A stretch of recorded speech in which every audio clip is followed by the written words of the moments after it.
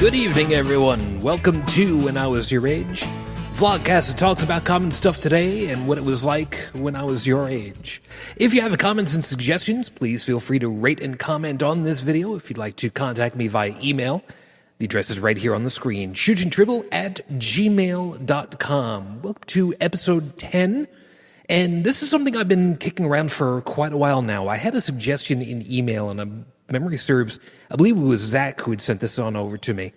And I'd really been kicking this around for a long time, trying to figure out how to talk about this one, because it was a very daunting task. And the question that was posed was, what do you have to say about the difference between special effects done practically versus CGI? Now, for those of you that are a little unawares about it all, CGI, as you know full well, is computer graphic. You know what? I don't even remember what the I stands for. I don't know. I just went suddenly blank. I didn't write up any notes for myself this time because, well, I got a little bit busy. It's been a little bit cold up over here. Anyway. Versus practical, meaning stuff that is actually done right there in front of you so that you can actually react to it. Now, there are a lot of different things that I wanted to cover on this one, and some of it covered with me about, well, I could make a reference to the Star Wars episode, what the hell was it, 5? The Empire Strikes Back. There's a scene where, on Hoth, where if you slow down the movie, you can actually see where the canopy of the snowspeeder doesn't quite block out all of the rest of the movie behind what's going on. It's really bad composting is what it was. But I got to thinking about that, and now that's one example of a time when, you know, stuff didn't quite work the way that it was. It's not quite the same thing as the practical versus CGI, but overall composting in film. But I got to thinking about a lot of different things, not the least of which was Ray Harryhausen, the master of stop-motion animation, which really isn't the same thing as practical effects. But I'm going to cover Harryhausen in another time, because that one's a very different animal.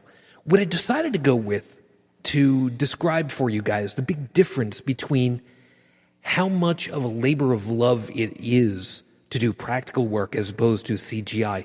Not that I'm saying CGI is bad. It's a different medium. It's a different tool. And in some cases, it's better. In some cases, maybe not nearly as much. However, what I decided to do was to kind of bring you guys back a little bit.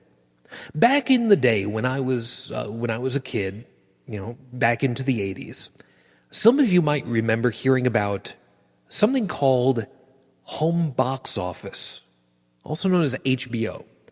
But way back when, some of you might remember that, and I need to double check where I've got it, because I've got a bunch of different files that I don't know where the hell I put it at the moment. See, this is why when you do a show like this, you really need to make sure that you've got all the stuff in front of you like you're supposed to. Because apparently, for whatever reason, dummy me, I did not put everything together the way it was supposed to have been. There it is. That's the one I was looking for. Okay. At one point, back around, I forget when it was, I believe it was 85 or so, HBO came up with a new intro, or a little bumper for themselves, in between the movies, when they were telling you about what was coming up and what was to be expected in the upcoming couple of weeks or months or whatever it was. And this was one of the specials that had come across. And this one surprised me. You're watching HBO, now 24 hours on weekends. That's right. Once upon a time, HBO and all of the other cable services were not running 24 hours. It was a very special thing when HBO finally said, okay, we're going to go 24 hours on the weekends. And of course, Showtime, which was one of the competing groups, also did a similar thing. So they had that. Now, the difference between practical and CGI, I decided to go with HBO because it was something that had happened that really surprised me when I really started to think about it. HBO had over the years many different intros for their quote-unquote feature presentation, which basically meant it was one of the regular movies that they got on. Now, even till today, it is not uncommon to see on your cable subscription movie channels or whatever the hell they are, that the same movie gets played over and over and over and over again. And it was just the way it was way back when. It still kind of is the same way now. However, in 2005, HBO came out with an intro for their presentation. And for those of you here on YouTube, this is what it looked like. We'll fade to black. And do you remember this intro?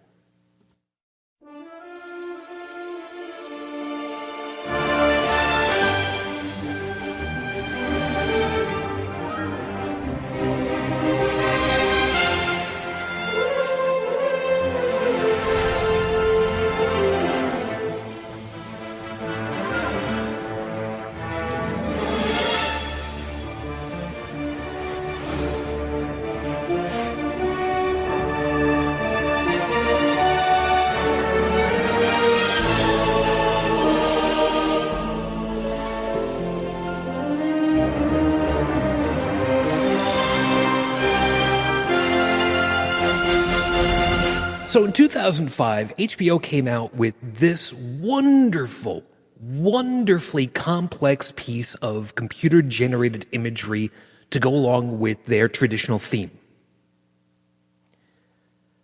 However, back in 1983,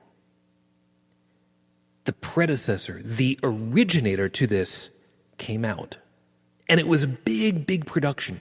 And I'm going to play it for you guys in just a couple of moments, but I want you to realize a little something about this feature presentation from 1983 that they built. And I say built because that's exactly what happened. It was an intense labor of love, and there is a behind-the-scenes video documentary about the whole thing. Whereas the entirety of this version that you just saw was computer-generated, the only thing computerized about the originator to it was the computer control on the film camera that was on an armature to control opening and closing the shutter on the film in order to film flying through a city, through the country, over the hills, and into space. And then the space station coming into the light and all the lights. And I say again, none of the imagery that you're about to see here on YouTube had any computers added to it at the time. Ladies and gentlemen, the originator.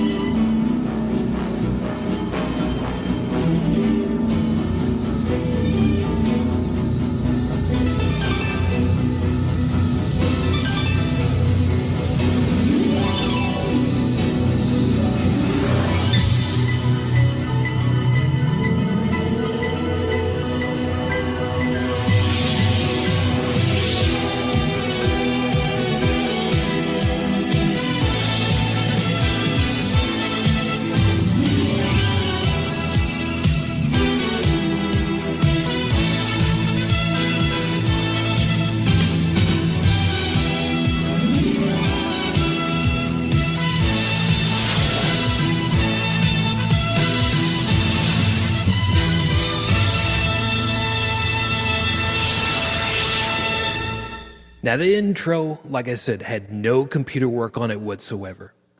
All of the pieces that you see in there, even though it does look fake now by our sensibilities easily enough, every piece, every lamppost, every tree, every shrub, every house, every city block, every line on the roadway, every sidewalk, every mailbox, every window was all handcrafted.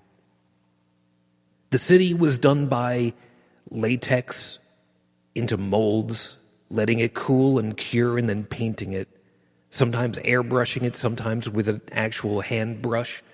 All of the stuff for the trees had to be trimmed and then put into place. The hills had to be sculpted. The backdrop had to be lit and colored. And then the space scene had to be photographed as its own piece. All those lights that you see were used from a very simple technique. You have two pieces of plastic that are mostly black with different ring designs sketched into them to allow light to pass through, and you overlay them one on top of the other. And where the clear sections meet, the light shines through from a light table. When they don't, they don't. All you do is just overexpose it a little bit, and you get that starburst effect. And then you just offset the pieces just a little bit, and it looks like the lights move. And the lights on the inside of the station, all that sweeping around, well, that was just done with a mechanical piece with a whole bunch of little colored lights going around in a circle and just exposing for a long time the film to get the different streaks at different times. And then all you have to do, and I don't say that lightly, is compost it all together. Now, yes, you can build the whole thing in 3 dimensions in a CGI workstation and film it out however you want and have the camera do things that are completely impossible in a practical setting. But the amount of love and artistry that went into crafting all of the buildings and all of the trees and all of the windows and the decorations and all that stuff. Yeah, it was time and it was intense and it was easy enough to run overtime on stuff and you had to shoot a whole bunch of film and it took hours in order to get even a couple of seconds worth of stuff. But there was something special about having something that looks like that. All the extra stuff. And again, can it be done more efficiently in a 3D computer? It probably can. But like with everything else, that kind of computer ability was simply not available. I mean, you move ahead 2 years and you look at the video for Money for Nothing, the blocky stuff like that. Yeah, you could have done better than that, but at the same time, they went in a way that made sense and that worked, and it was wonderful to watch. Not to mention, the guys decided to be cute and creative when April Fool's Day came around and they decided, we need to do one for April Fool's Day. So they did this.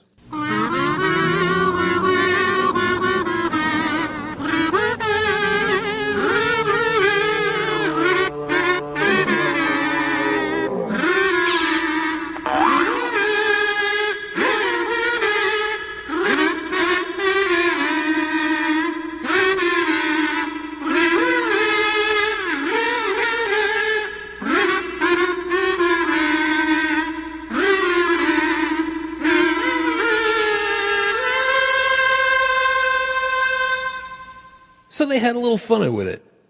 It was for a good cause. I mean, April Fool's Day doesn't exactly come around every year.